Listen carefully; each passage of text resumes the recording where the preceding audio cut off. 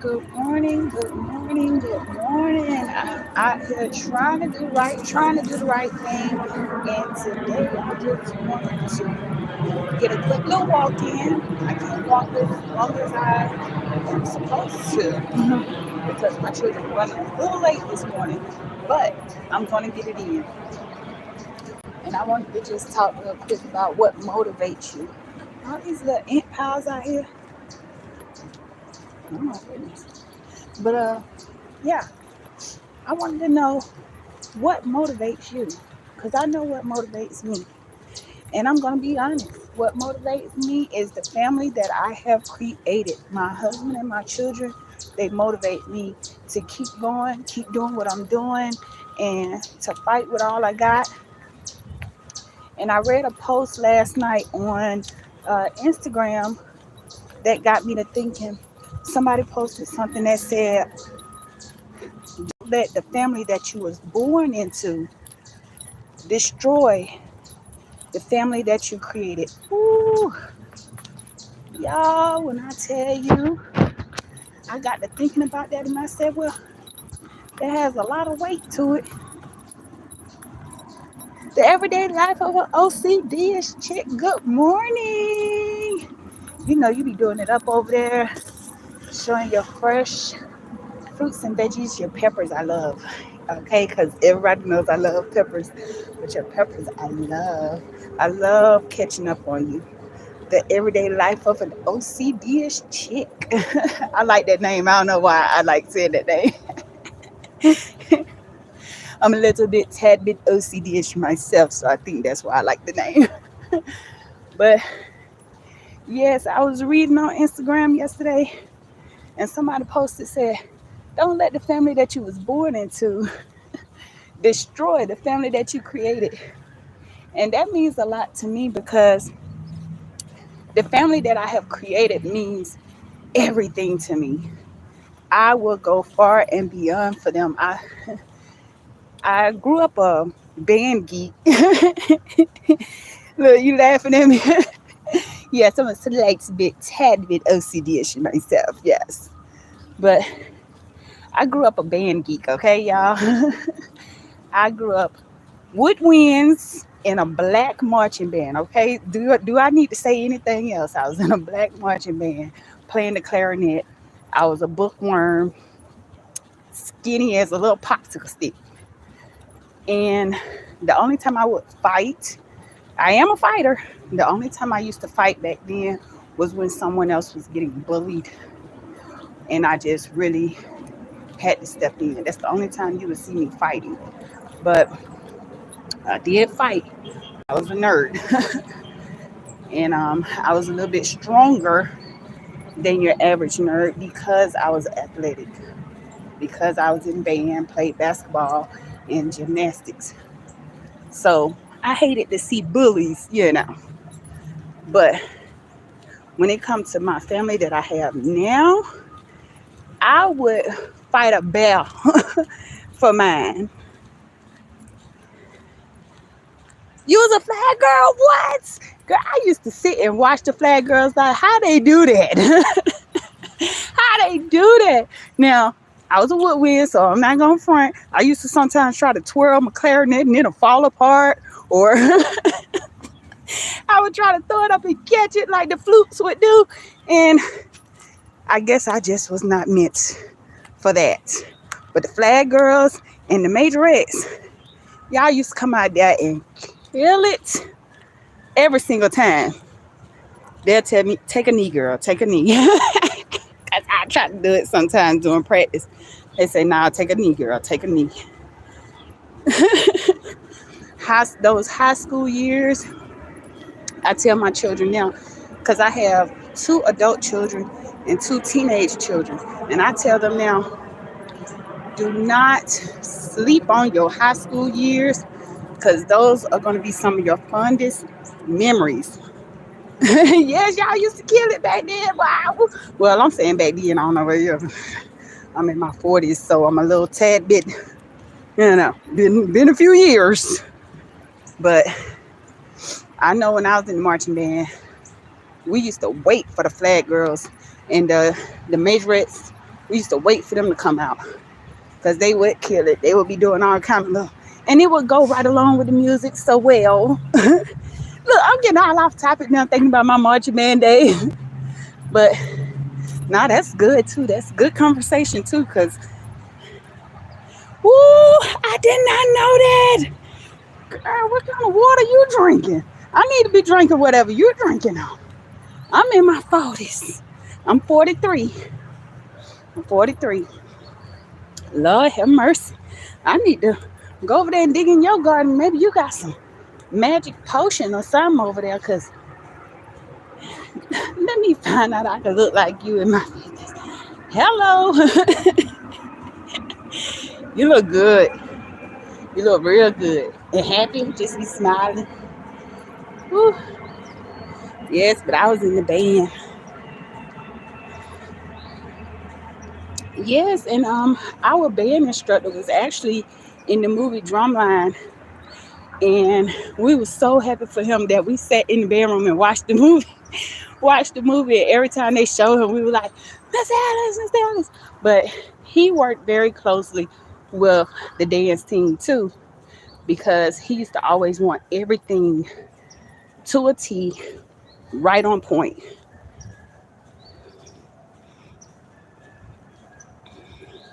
Ooh, you ain't the only one. You ain't the only one. My weight been up and down. They keep blaming it on my medicine, but I blame it on me. Yes, but our band director, Mr. Ellis, he was always, we got to get the dance team in on this, and we would have summer practices from 9 in the morning to 9 at night. And he wanted everything to be like superb because we had a rival band. And if we played against that rival band, we wouldn't be studying football game after the game. That rival band might play a song. He'll give a little glance. Them girls get to dancing. Soon as the last one sit down, it was on. Oh, yes, me too. I'm a foodie. Girl, don't even get me started on that. Yes. But I said I was going to get out here and walk around just one time this morning because my kids was running late this morning. And I always try to get in at least 2 laps or 3 laps before my husband had to go to work. But that's not happening today. It's just one time today. But I just wanted to come in real quick because I saw that little post last night that said, don't let the family that you were born into destroy the family that you created. And I just got to thinking, like, my family that I created is the family that motivates me. Yes, I got out here this morning. I got out here. Yesterday, my daughter asked me, why you didn't go walking? Why you didn't go walking? She's the little mama. She's the only girl in the bunch. And her name is Renee, too. So I always have called her my little mama. But she'll get on me. She's a teenager. And little Renee got on me yesterday. She said, now, mama, why you didn't get out there and walk this morning? I love it. And I had to answer. Good morning. Morning. Yeah, I try to do what I can while I can. Like Miss Bling and DJ Vince say, do all you can while you can. We're all born to win. So I try to do what I can. And just walking around one time may not be a lot to other people, but it's a lot to me. It means a lot to me. And also knowing that my kids are watching me. Listen to them.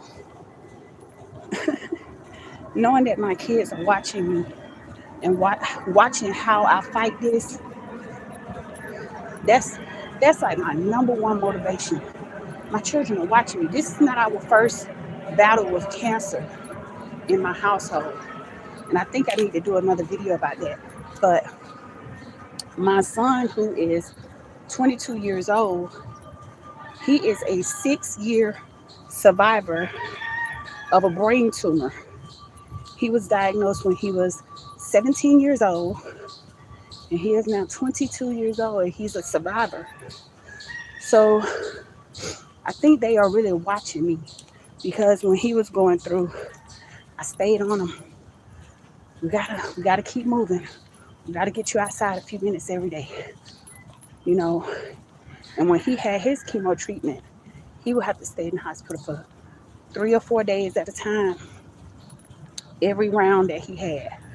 And when he had radiation, he actually had to go to Florida, Jacksonville, Florida, and stay in the Ronald McDonald House for his proton radiation treatment.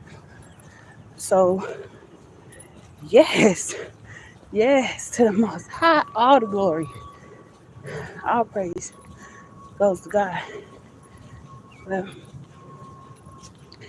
he did really well with his treatment, and he started to lose his hair around, I want to say, like his third round of radiation.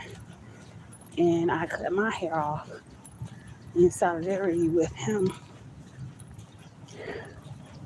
So this is not our first round.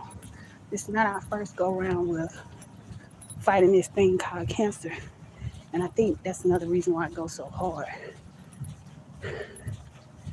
My family motivates me. The family that I created, I want to make sure I keep putting emphasis on that. The family that I created motivates me to keep going, keep pushing. They help me when they see I'm having a bad day. They're there for me. And the family that I was born into, I barely see them, barely hear from them until they want something, of course. And I would say maybe every once in a while you may hear from someone when they hear the news that you're fighting this, and they may pop up or they may call or something, I guess just to get the scoop, and then they disappear. The phone calls stop, the checking on you eventually stops. But the family that you created, those are the ones. I know, cancer. Ooh, cancer will come in, just tear into a family in many different ways. And people don't realize it affects everybody. It really does. I had a granddad that battled cancer with no treatment. Good morning. I had a granddad that fought cancer and he refused all treatment. But he was a soldier. He was in the military. And that was his mindset. His mindset was, I've done all I can. I've lived my life. And I don't want the medication to change it. So he eventually succumbed to his cancer. He had, I believe it was lung cancer, and it eventually spread it to the point where it hurt just to touch his arm. Oh, I'm so sorry to hear that. I'm so sorry to hear that. And when it takes a grandparent, oh, people don't realize what it do to the grandkids. I understand the kids be hurt and the longtime friends be hurt, but when you lose a grandparent, oh, it's like losing a piece of your soul. Yeah. I only have one grandparent living now. She's in her 90s. She's 95. But when my granddad passed, I held it together for the funeral and everything. And just one night it hit me after his funeral. and I broke down like a big baby. Yes, the family is never the same. It's like you start to see it fall apart, and it hurts you to see that the family is not the same. And it's like it's nothing you can do about it. You could try all you want to, but just like I know personally, my dad, ever since his mom passed, he hasn't been the same at all. The family hasn't been the same, but I guess because I'm closer to my dad, I've noticed his change more than my aunts and uncles. But my dad has never been the same ever since she passed. And I see it all over him. I see it in his eyes, I see it in his actions, and it's devastating. But he's my dad, and I always have to remind him, like, if you need me, if you need somebody to talk to, just let me know. Or just call me up. But he's a man. He's a man in his 70s, so he's a little stubborn.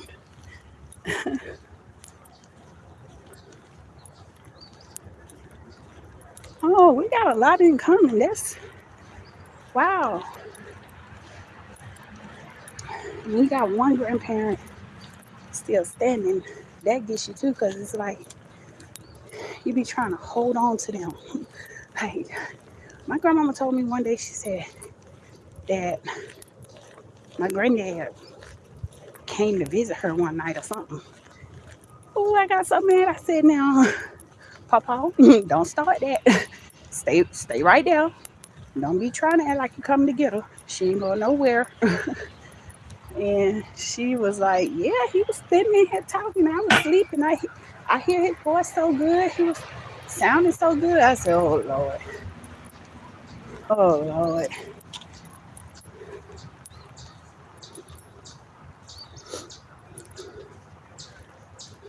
I'm so sorry to hear that. Yes, when my dad's mom passed, you could see it. And I'm so hurt. Like, I'm hurting for you right now because that's to lose your mom. I don't want to say lose because I feel like, well, this is the way I've trained myself to think so I won't run myself crazy. But when you lose something, you don't know where it is. So when I lost my grandmother, I had to train myself to not say I lost her. I know exactly where she is. And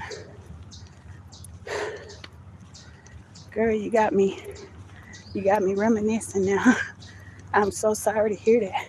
And that's recent. That's very, very recent. So that's fresh. My prayers go to you. My thoughts, my love. I wish I could give you a big hug right now. But that's fresh. That's a fresh wound. And are you doing anything uh, to carry on her memory or her legacy? Um, I would like to know that because I try to think of different ways that I could make sure my grandmother is not forgotten, especially that I see my dad going through the hurt that he's going through. I'm trying to do little things to keep her memory alive. And yes, yes, transitioned. That's a good word. That's a good word. I need to start saying that because I had to get out of saying that I lost her. My grandmother was very close to me, and to the point where I'm the only one to have two sets of twins. My grandmother was the twin carrier. My dad is a twin, and it's a lot of twins in our family, but I was the only one to have two sets of twins, and I think that was her way of giving me a gift. I think that was her way of giving me a kiss on the cheek while she's on the other side, if that makes any sense.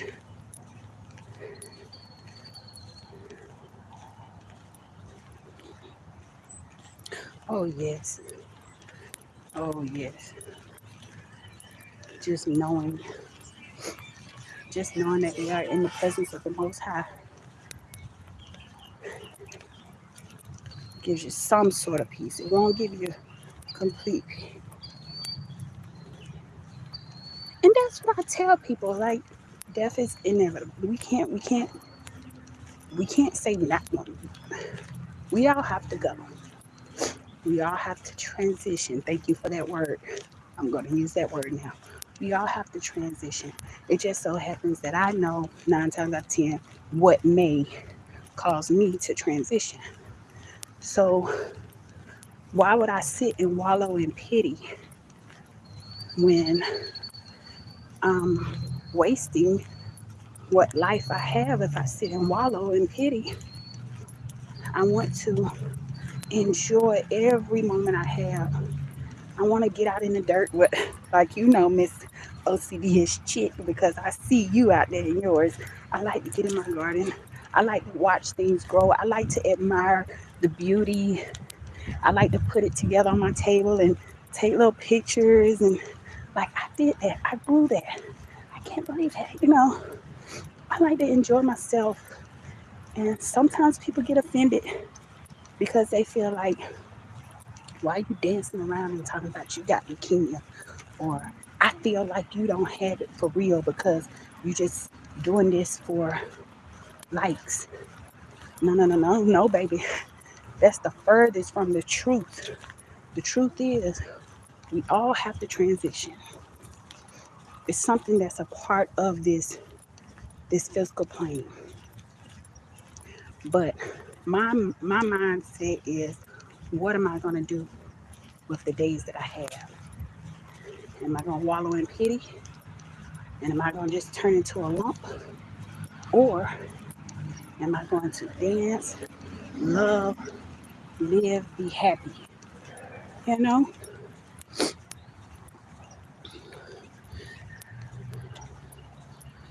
Yes. Finally, somebody who gets it. Finally, somebody who gets it. I'm not going to sit around foolishness. Thank you for that, because that is your wording. I'm a meningitis survivor too, so sometimes I can't get my words out the way I want to, but you are saying exactly how I feel. I'm not going to sit around and be involved in mess, drama, foolishness, craziness, lying, backstabbing, and all that. Because I'm a strong believer in, if you'll do it to somebody else, you'll do it to me too. So I just get out in my yard, stay to myself. I stay in the house a lot, which a lot of people don't know about me. I stay to myself a lot. Me, my children, my husband. That's my bubble. That's my safe space. Because I have learned that the more you indulge in other people's mess and be around a lot of people, the more you lose yourself. And I don't want to do that. But yes, it's been real good out here walking. But I think I'm going to head on back to my car now. Head on back to the car. I got like half of the football field to walk to get to the car. Oh, Lord. Yep. But what motivates me is my children and my husband, the family that I have created, not the family that I was born into, but the family that I have created motivates me to do my best in everything that I do. Hey, I gotta catch on some. I gotta catch up on some of your stuff. Let me see. I gotta say the name right. J3GS Farm. Yes. Good morning. I'm out here just trying to do right, trying to do the right thing. Get out here and do my walking. And I was just saying that my family motivates me to keep going, keep pushing. I can't depend on the family that I was born into. I can't.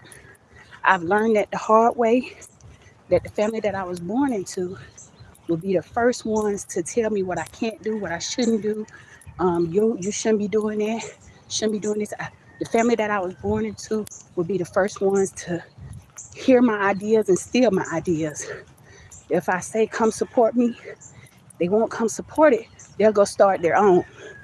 So the family that I was born into, if they hear I'm sick, all of a sudden they sick. You know. So I have learned to depend on the family that I've created because I have loved them in ways that I feel love is really supposed to be about. And I think that's why I had so many children. I think, honestly, I think that's why I had so many children is because I wanted to love somebody that was going to love me back. I had too much love to give. I had too much carrying me. And I just felt like it wasn't being reciprocated. So now I have my own family that loves on me, holds on to me, respect me, and they motivate me. And I appreciate them for that. I want one of them chickens over there so bad. We tried to get chickens in my subdivision, and they told us we weren't zoned for it. So we're not zoned for livestock. If we get a chicken, it has to be one chicken, and the chicken has to have a name, and we cannot use the chicken for produce or eggs. So, with that being said, I guess we ain't gonna have no chickens. But God willing, one day I will be like you over there, J3G. I gotta say your name again, J3GS Farms. One day, when I grow up, I'm gonna be like y'all over there. Now, our home in Mexico, we do have livestock, and I think that's why I want it here so bad. I don't know if y'all know or not, but my husband, he is Mexican descent, so we have family over there as well. So I've made it over here to my car, y'all. Thank y'all for keeping me company on my walk, and I will see you guys in the next video. I'll probably, when I shower up and everything, I'll probably do some little dancing around or something today. I'm trying to get up to 2,000 subscribers. I'm not trying to get monetized. I don't have any monetization. I just want to spread the word about leukemia and how it affects people. So until next time.